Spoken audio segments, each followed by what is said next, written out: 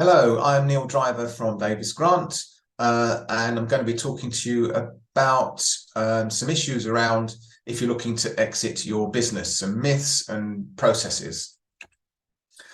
Firstly, just want to take you through a few myths about succession planning and selling your business that you may have come across in the past.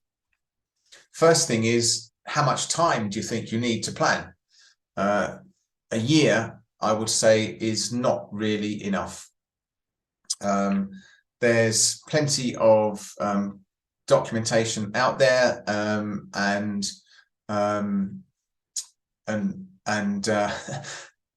research on it. The Ministry of Business, Innovation and Employment recommend allowing the following timescales: 2 years for a well-prepared business owner with a strategic plan and the business is in good shape. If that sounds like your business, then 2 years is the shortest timescale you're really going to be thinking about. 3 to 4 years for a family business owner looking to pass on to internal or professional management. 3 to 5 years for a knowledge-based business owner needing to pass knowledge on to managers or successors.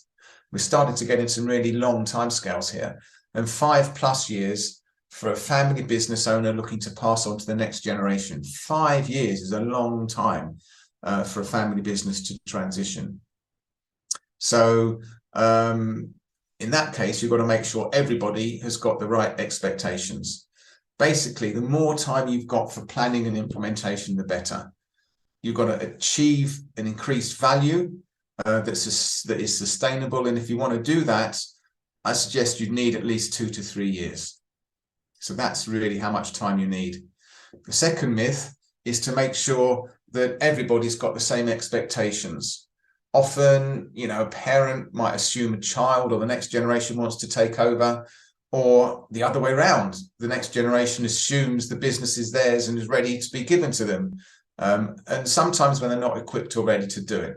So everybody's got to be on the same page or relationships can be affected. That's the second myth.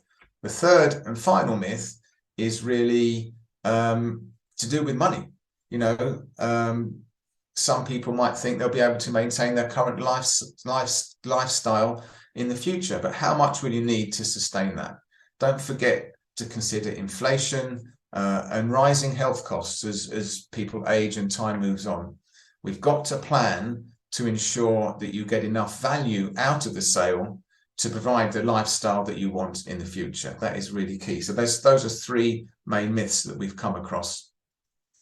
So why isn't a year long enough? You can sell a house in sometimes a few months. Why can't you sell a business that quickly? You need time to get the business sorted and in order so that you can maximize sufficient value.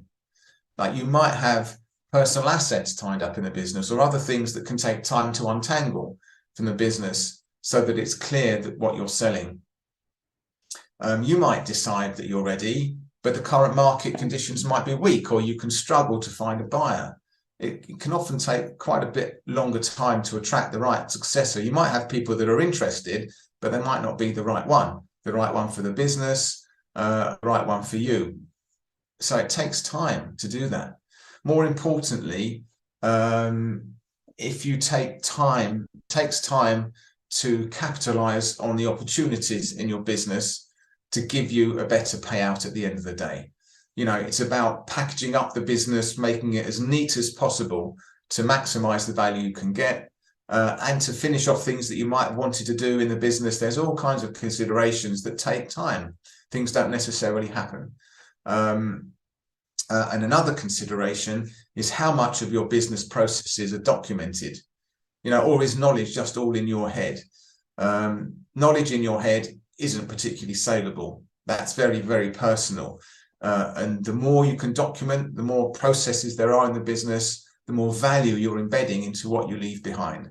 So you need to document and transfer that knowledge as part of the transition to ensure a smooth transition. All of these things take time to do.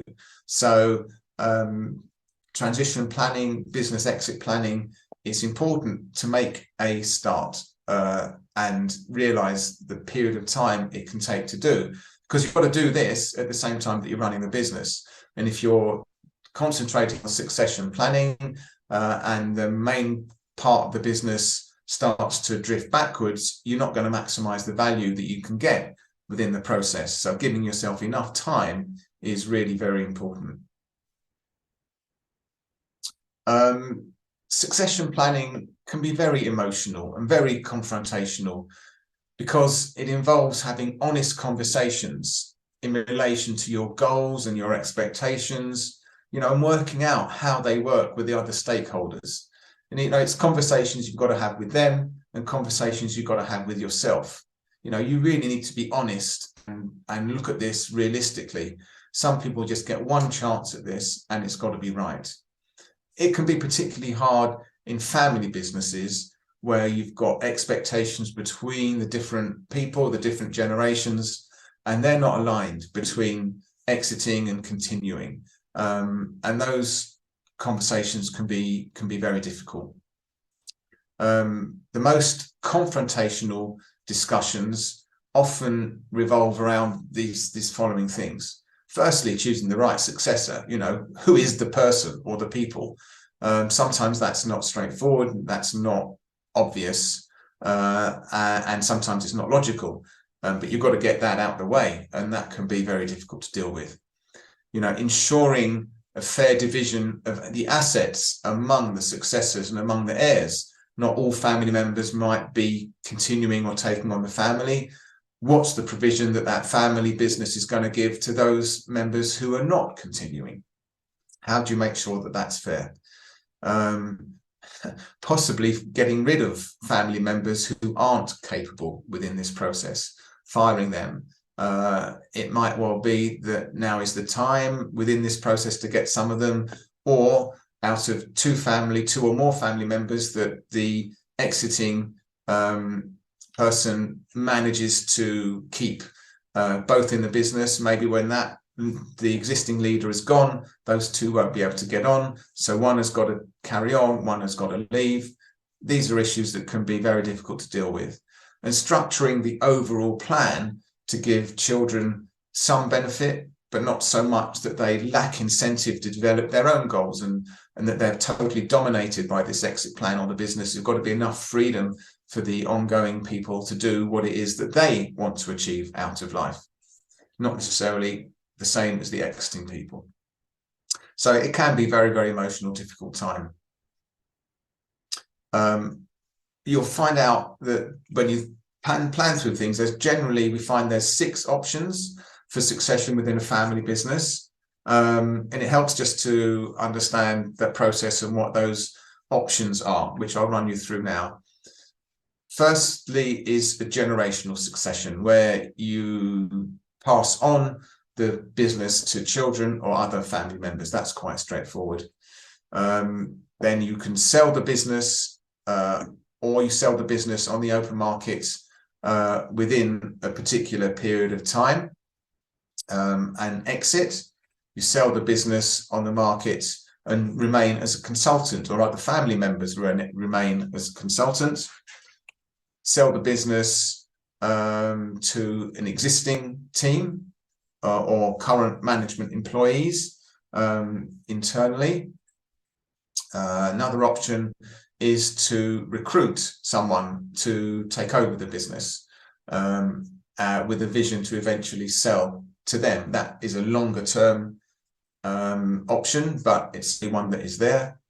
And the final option is to stop, to cease trade, sell off everything, maximize what you can, and liquidate the business and distribute that out to you or the next generations.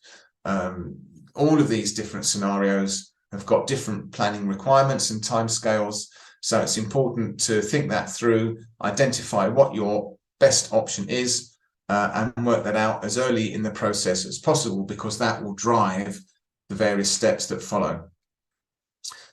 So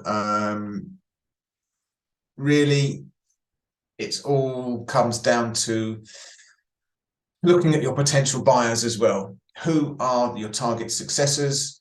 who's going to be the best fit within your family business. It could be family members. All of the people that we've got listed here are people who are potential buyers. So thinking about that is going to help drive the process and allow you to focus your efforts during the planning of the transition as to whether you need to start training family members or team members, or even start networking with different people to find people out there in the general marketplace. So obviously potential buyers ties in with, is it family, is it not family, and so on. So there's some tips for progression of family businesses and also businesses as a whole. We're here to help. If you'd like any more details or explanations or guidance, please do get in touch.